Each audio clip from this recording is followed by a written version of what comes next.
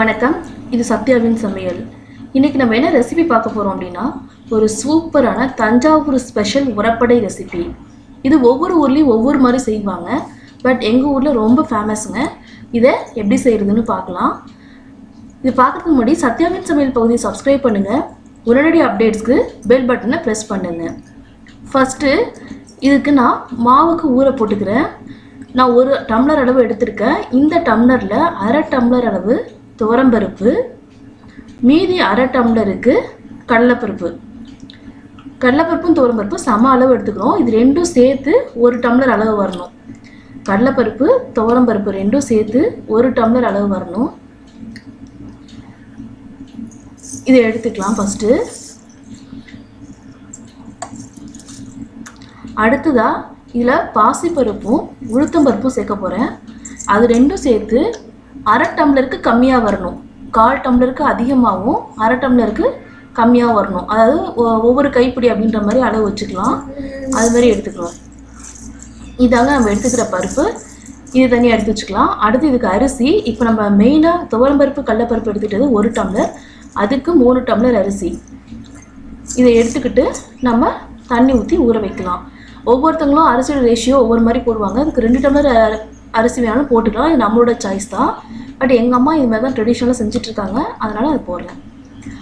இப்போ இதை எல்லாத்தையும் வாஷ் பண்ணி க்ளீன் பண்ணி எடுத்தாச்சு.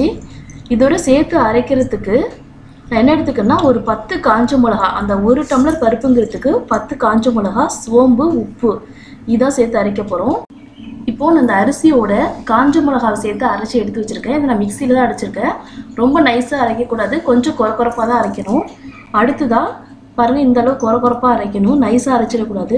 அடுத்ததாக நம்ம எடுத்து வச்சுருக்க பருப்பு எல்லாத்தையும், ஊற வச்சுருக்க பருப்பு எல்லாத்தையும் அரைச்சி அதையும் இந்த அரிசி காஞ்ச மிளகாவோட சேர்க்குறேன். இந்த பருப்பு கூட நான் உங்கள்கிட்ட காட்டின சோம்பு, உப்பு ரெண்டும் சேர்த்து அரைச்சிருக்கேன். இப்போ அரிசி கூட காஞ்ச மிளகா அரைச்சிருக்கு, பருப்பு கூட சோம்பு, உப்பு சேர்த்து அரைச்சிருக்கேன். இது எல்லாத்தையும் நல்லா மிக்ஸ் பண்ணி விட்டுப்போம். அப்போ தான் காரம் ஃபுல்லாக எல்லாத்தையும் மிக்ஸ் ஆகும். நல்லா மிக்ஸ் பண்ணியாச்சு. இப்போது இதில் சேர்க்க வேண்டிய பொருள் எல்லாத்தையும் ஒவ்வொன்றா சேர்த்துடலாம். ஃபஸ்ட்டு எப்பயுமே நம்ம பருப்பு யூஸ் பண்ணுறோன்னா கண்டிப்பாக சேர்க்க வேண்டியது பெருங்காயம். நான் ஒரு பிஞ்ச் அளவுக்கு பெருங்காயம் சேர்த்துக்கிறேன். அடுத்ததாக மஞ்சள் தூள், இதுதான் இந்த அடைக்கு கலரே, அதில் மஞ்சள் தூள். அடுத்ததாக பச்சை மிளகா, கருவேப்பிலை, பூண்டு, இஞ்சி சின்ன சின்னதாக கட் பண்ணி வச்சுருக்கேன். இது எல்லாத்தையும் ஆட் பண்ணிக்கலாம். அடுத்து பொடியில் இருக்கிற வெங்காயம். இந்த வெங்காயம் 2 வெங்காயம் எடுத்து வச்சுருக்கேன். மீடியம் சைஸ் வெங்காயம் 2 அரிஞ்சு வச்சுருக்கேன். இது எல்லாத்தையும் நல்லா மிக்ஸ் பண்ணி விட்டுக்கலாம். மிக்ஸ் பண்ணி விட்டு இதோட மெயின் இன்க்ரீடியன்ட் என்னென்னா, இது ரொம்ப டேஸ்ட்டாக இருக்கக்கூடியது எது அப்படின்னு சொன்னால் முருங்கைக்கீரை தாங்க. அடை செஞ்சாலே முருங்கைக்கீரை இல்லாமல் அது அடையாகவே இருக்காது. ஸோ நல்லா ஒரு கைப்பிடி அளவு முருங்கைக்கீரையை வாஷ் பண்ணிவிட்டு ஆட் பண்ணிக்கிறேன். இது எல்லாத்தையும் மிக்ஸ் பண்ணி வச்சுக்கலாம். நம்மளோட சூப்பரான அடை பேட்டர் ரெடி ஆயிடுச்சு. இது புளிக்க வைக்கணுன்ற அவசியம் இல்லை. உங்களுக்கு வேணும்னா புளிக்க வச்சு வேணாலும் சாப்பிட்லாம். நாங்கள் எப்பயும் புளிக்க வைக்கிறது இல்லை. இது அப்படியே நல்லா மிக்ஸ் பண்ணி விட்டுட்டு நம்ம தோசை சுட ரெடி ஆகிக்கலாம். இப்போ கல் காஞ்சதும் நான் அடையை வாக்குறேன். அடையை ரொம்ப நம்மளால் எவ்வளோ முடியுமோ அவ்வளோ தின்னாக ஸ்ப்ரெட் பண்ணணும். நைஸாக ஊற்ற முடியாது இதை, ஏன்னா மாவு திக்காக இருக்குது. அதனால் நம்மளால் முடிஞ்ச அளவு இதை நம்ம தின்னாக ஸ்ப்ரெட் பண்ணிவிட்டு மேலே ஆயில் விட்டுக்கலாம். இது நல்லா 2 சைடும் மொறுன்னு வர அளவுக்கு திருப்பி போட்டு வேக வைக்கணும். உடனே அவசரப்பட்டு எடுத்துடக்கூடாது, இல்லைன்னா மாவு வெந்திருக்காது. நல்லா திருப்பி போட்டு 2 சைடும் நல்லா வெந்து வர அளவுக்கு எடுக்கணும். இதில் நம்ம இந்த அளவு தான் போடணும் அப்படின்லாம் கிடையாது. நமக்கு பருப்பு அதிகம் வேணும்னா பருப்பு அதிகமாக ஆட் பண்ணிக்கலாம், இல்லை அரிசி அதிகம் வேணும்னா அரிசி அதிகமாக ஆட் பண்ணிக்கலாம். நம்மளோட ப்ரொப்போர்ஷன் தான். ஆனால் இது அடையாக ஊற்றும் போது ரொம்ப டேஸ்ட்டாக இருக்கும். குழந்தைங்களாம் இருந்துச்சுன்னா ரொம்ப குட்டி குட்டி அடையாக ஊற்றியும் கொடுக்கலாம். நான் பசங்களுக்குலாம் ரொம்ப சின்ன சின்ன அடையாக தான் ஊற்றி கொடுப்பேன்.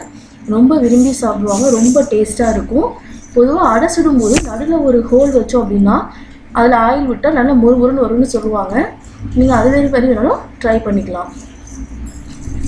பாருங்கள், நம்மளோட அடை சூப்பராக ரெடி ஆயிடுச்சு. ரொம்ப ஈஸியான ரெசிபி தான். அதே நேரத்தில் குழந்தைங்க விரும்பி சாப்பிடுவாங்க. இதை உங்கள் வீட்டில் ட்ரை பண்ணி பாருங்கள். அடுத்த ரெசிபி நான் என்ன செய்ய போகிறேன்னா, இப்போ இந்த அடை பேட்டர் இருக்குல்ல, இந்த அடை பேட்டர் நம்ம ஒரே வேளையில் தீர்த்திட முடியாது. கண்டிப்பாக கொஞ்சம் மீதமாக இருக்கும். அந்த மீதமாக இருக்கிற அடையை நம்ம என்ன செய்யலாம் அப்படின்னா, மறுநாள் காலையில், இது நைட் நான் அடை தோசை செஞ்சேன், மறுநாள் காலையில் அதையே குழிப்பணியார சட்டியில் எண்ணெய் விட்டு அந்த மாவையே விட்டுக்கிறேன். இதுவும் நான் புளிக்க வைக்கல, ஃப்ரிட்ஜில் எடுத்து வச்சுட்ட மாவை. உங்களுக்கு வேணால் நீங்கள் புளிக்க வச்சு வேணாலும் செய்யலாம். ரொம்ப டேஸ்ட். பட் இந்த பணியாரத்தை நம்ம சூடாக சாப்பிட்டா தான் நல்லாயிருக்கும். ஆறின பிறகு சாப்பிட்டா அவ்வளோ டேஸ்ட்டாக இருக்கும்னு சொல்ல முடியாது. இதுக்கு பெருசாக சைடிஷ்லாம் எதுவும் தேவையில்லைங்க. சிம்பிளாக ஒரு தேங்காய் சட்னி இருந்தாலே போதும். பட் இதை நல்லா வேக வச்சு எடுத்து சாப்பிட்ணும். கண்டிப்பாக இந்த ரெசிபீஸை உங்கள் வீட்டில் நீங்கள் ட்ரை பண்ணுங்கள். உங்களுக்கு இந்த ரெசிபிஸ் பிடிச்சிருந்துச்சுன்னா சத்யாவின் சமையல் பகுதியை சப்ஸ்கிரைப் பண்ணுங்கள். உடனடி அப்டேட்ஸ்க்கு பெல் பட்டனை ப்ரெஸ் பண்ணுங்கள். தேங்க்யூ.